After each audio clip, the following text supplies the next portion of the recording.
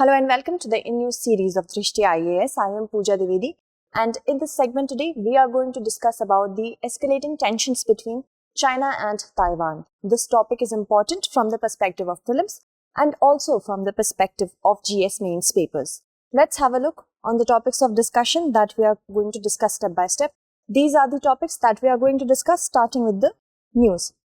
So in a series of different waves from October 1st, 2021 to October 5th, 2021, many warplanes have entered into the air defense identification zone of Taiwan. And Taiwan has said if this doesn't stop, then there is a chance of increasing and a full-fledged invasion by China into Taiwan by the year 2025. And as you can see, this tweet has said it all. An MP, Wang Tingyu, has tweeted with the help of this picture that 52 PLA aircraft, how they entered. And it wasn't at once, it was in a series. First day, they sent X number of planes. The next day, again, they sent X number of planes. So like that. And this is in the first time ever in the last 40 years. This is a very significant move by China, because the tensions have risen to this level that the Taiwan government has to say that it might happen in future that Taiwan will be forcibly becoming a part of China. Let's move forward and talk about Taiwan. Taiwan, as you can see, has a border, a maritime border with China, mainland China. In the south, it is having a maritime border with Philippines. And here we have Japan. So, and if we talk about Taiwan, Taiwan has a bitter history with China. For example, if we talk about the 1949, when civil war was going on, and after it ended, communists defeated the nationalists, basically Taiwan. So Taiwan for China is a breakaway province, but Taiwan considers itself to be a sovereign and independent state, and that is why China is trying to evade and invade the territories of Taiwan. So this is the entire issue that we are going to discuss.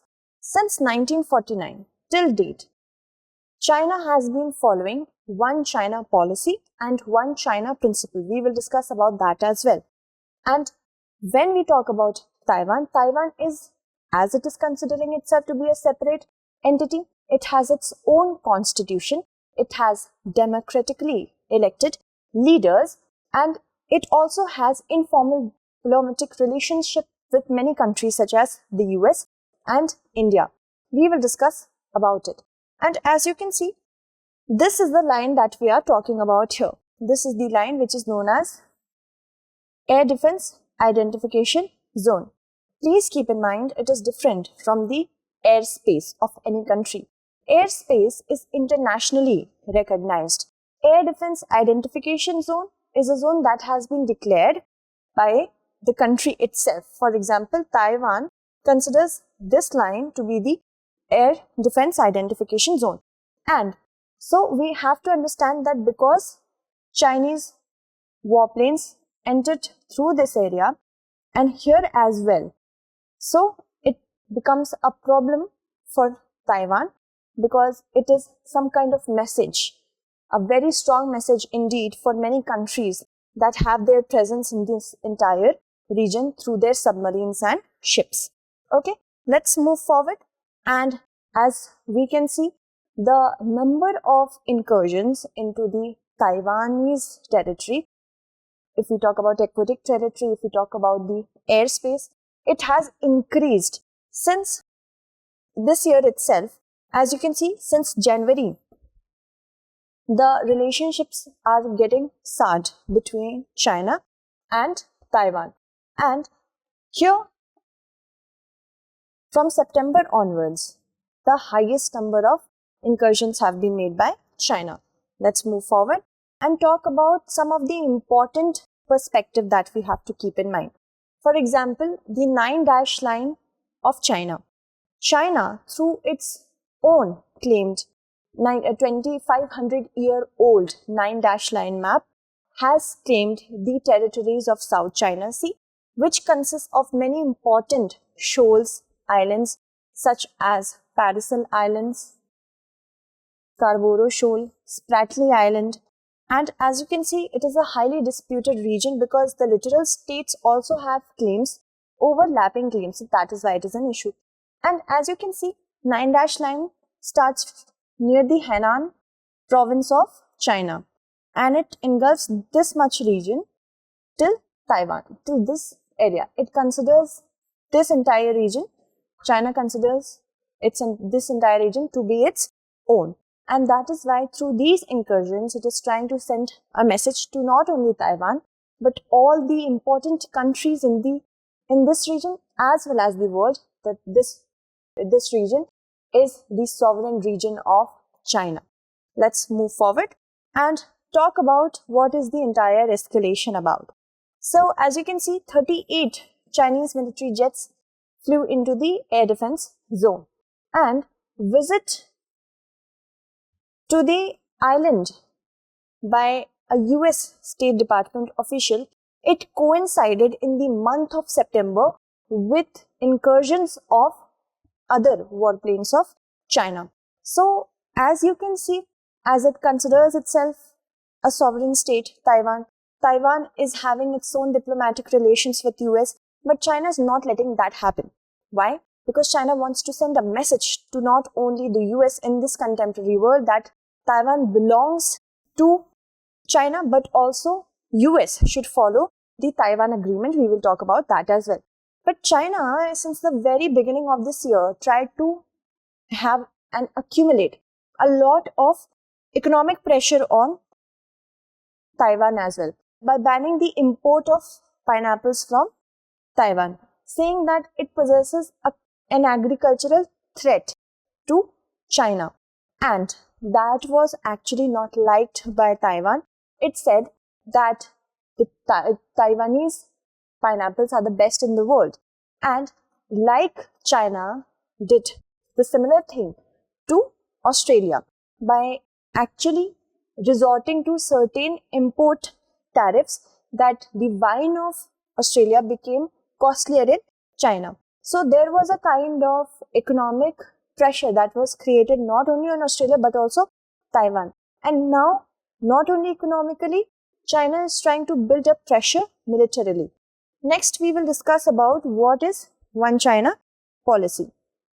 One China policy is basically a narrative of China that Taiwan is an inalienable part of China, first, inalienable part, and second is that if it is needed, China can also resort to non-peaceful means to have a hold of Taiwan back. So this is One China policy.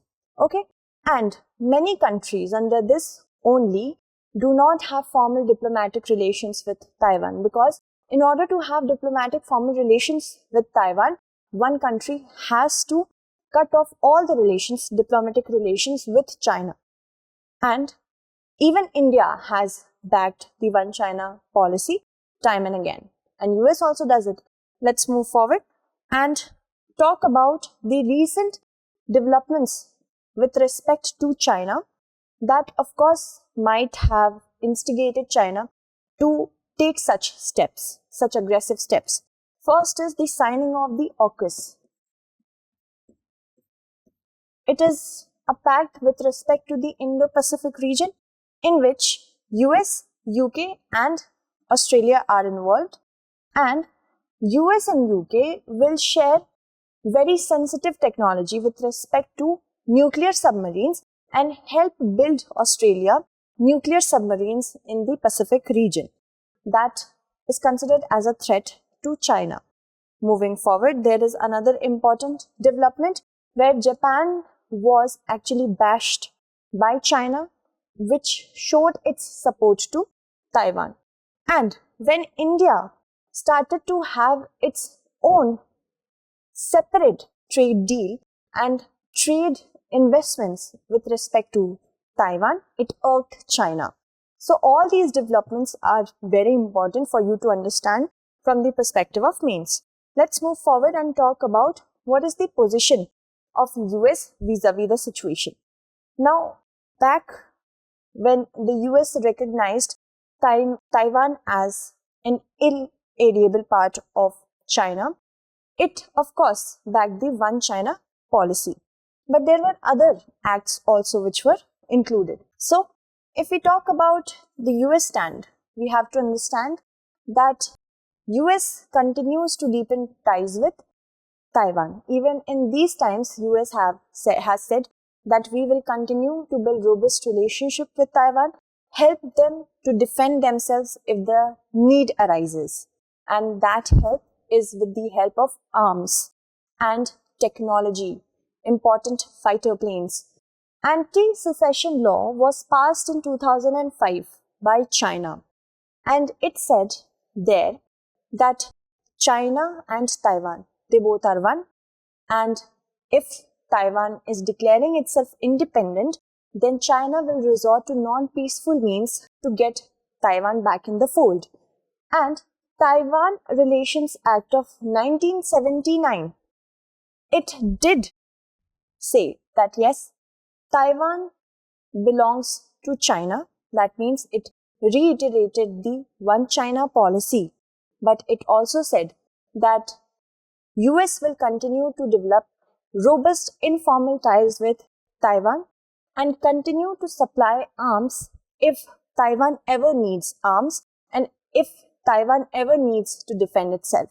So this is a very ambiguous strategy basically, and that is why it is causing a lot of tension. Next, as you can see, this is a very recent report that I have put.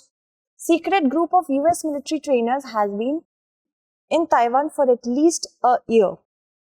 And as you can see, with the help of these two acts only, the strategy has been developed, although ambiguous, by US. Moving on, let's talk about this news piece, where recently the Joe Biden administration has come out and spoken what is US's stand on China and Taiwan escalating relations. So first is, Biden is saying that he and China's Xi Jinping agreed to abide by the Taiwan Agreement. That yes, Taiwan belongs to China, but it can defend itself with the help of US. So again, a very ambiguous strategy. Moving on, Tony Abbott has raised fears. This is from Australia. He is the former Prime Minister. He has raised fears China could lash out disastrously as Taiwan tensions grow. So as you can see, many countries which are present in the entire region, they don't want tensions to escalate, as every country wants to go back to the pre-pandemic level and the world needs a break from any kind of tension right now. So it's not just US is trying to flag the situation, not only India, but also Australia and Japan. Australia and Japan have called out to both the countries, to China and Taiwan. And as India has backed One China policy, so do we have to back One China policy. So, in order to make both the countries understand the importance of peace, Japan and Australia have called out to both China and Taiwan to de-escalate tensions, that too diplomatically and not militarily. Because what is happening is the militarization of the entire area because of China. With respect to Australia, we have AUKUS. Now, Taiwan is also trying to increase its defense expenditure, and the defense expenditure will of course increase the militarization of the area. Not only that, we have the presence of South Korea and North Korea. So, continuous and increasing militarization of the area will of course lead to more and more escalation. And also one thing we need to understand over here, an accident could also take place. When suppose, if just to celebrate the national day, like it was done recently by China, just to celebrate National Day, it passes its warplanes through the area and some kind of wrong signal occurs and there is a retaliation by Taiwan, it could lead to unnecessary escalation. Impacts on trade. If China will resort to such tactics, such as increasing the import duty or any sort of tariff, calling out to the commodities of different countries as a threat, of course it will have an impact because it will raise propaganda. Propaganda, it floats very easily through every country. Another war front is being opened, especially if we talk about the entire region in the east. Afghanistan's situation has already deteriorated beyond repair. And again, if India is stuck between two volatile regions, it will always think about its own safety. And when defense expenditure will become more robust, what will happen to the expenditure in other areas? So it's, as you can see, it will have a rippling effect. Let's move on and talk about India's stand. So since 1949, India has accepted One China policy, which means Taiwan and Tibet, according to India, since 1949, are a part of China.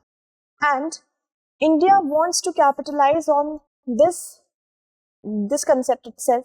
If India is considering One China policy, then China should also consider One India policy.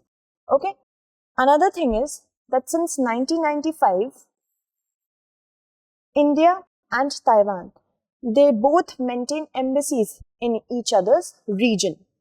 And India has informal relations with Taiwan. Informal relations with Taiwan have led to the growth of investment, and bilateral investment agreement was signed in the year 2018. Now, in the field of semiconductors and IT hardware, Taiwan has a lead, and as India is moving towards becoming digital, smart India, a self-reliant India, especially also in the IT sector, it wants to engage more with Taiwan. But because of One China policy, since the year 1995 to 2014, only there was a meager growth in investment and trade between the two countries. So it's not a lot. Because of One China policy, India is unable to attach itself with Taiwan more robustly. Again, moving forward, challenges are occurring. First is the challenge with respect to difference in perspective. China considers Taiwan to be its inalienable part. But what about the US? US is trying to make understand the entire world that Taiwan and Taiwan itself has a difference of opinion with China, that it is a sovereign democratic country. And this is not acceptable to China. Many countries have informal relations with Taiwan. Many countries have considered it to be a separate, not a lot, but few countries have done that. Even regional powers, if we talk about, they have difference of opinion. So once an international narrative is not built upon, it is impossible to come over such issues. Military presence of many other countries such as UK, such as US, and now Australia as well, it will exacerbate the entire situation. Tenacity and aggression of China. China is overly aggressive and tenacious, not only to its adjacent countries such as India, but also to the maritime sharing border countries. Okay? Obsolete view such as One China policy, it needs a review in this current world. The like-minded countries which have this prized achievement of being democratic countries should try to understand that It should be the rule of the people, and the people are happy with their democratic existence in Taiwan. Hurdles in economic cooperation until and unless Taiwan is built better economically, it cannot flex its muscles against China. And again, I am saying one China policy is unable to make Taiwan achieve that. Moving on, let's talk about the way forward.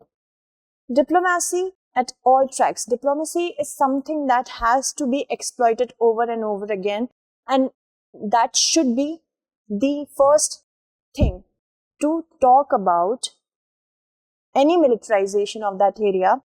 Without diplomacy is going to lead to more and more tension. And what will happen? Many countries will come together to attack each other. Review of one China policy in international relations. In the contemporary times, when the world order is changing, when so much has changed, isn't it an obsolete view to have one China policy now? Respect of sovereignty. If China will not respect other countries' sovereignty, how can it expect other countries to respect its own sovereignty? And also, Taiwan's new southbound policy, which was established in the year 2016, in which India could have played, and still India has the time to play a greater role in the economic sector of Taiwan. Taiwan is looking in the South Asian regions at many countries which have a huge market for Taiwan's manufacturers. Let's move on to our mains-based question. We have to critically analyze India's Taiwan policy with the recent developments in the South China Sea in 250 words. So that's it for today. Tomorrow we shall meet again with another segment. Until then, stay updated and thank you so much for watching.